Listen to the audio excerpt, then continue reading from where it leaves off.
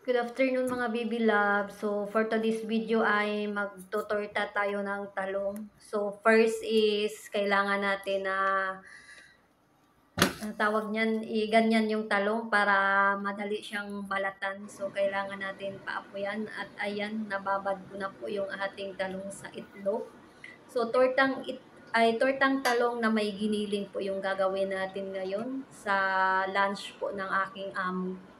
So, nagpainit na rin ako ng mantika, guys. So, hopefully, tapusin nyo yung video until the end. So, ganyan lang po yung gagawin natin. Maglagay tayo ng giniling and then ipapatong natin yung talong sa taas ng giniling. And after that, pag nalagay na yung talong, papatungan na naman natin ng giniling. So, ganyan lang po ang paggawa ng tortang talong na may giniling.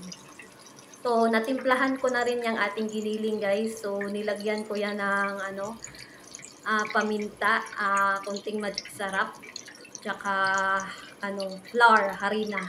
So, yan lang po ang paggawa ng tortang talong na may giniling. So, napaka-basic lang naman, guys.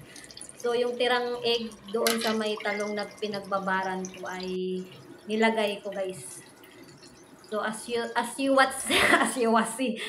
So, yan, nakikita nyo naman guys yung ating tortang talong. So, yan na po ang kalalabasan ng ating ginagawa.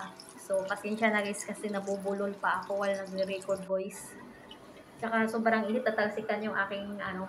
So, ayan na po guys, finish na po tayo. So, yun lang. Maraming salamat and happy lunchtime everyone.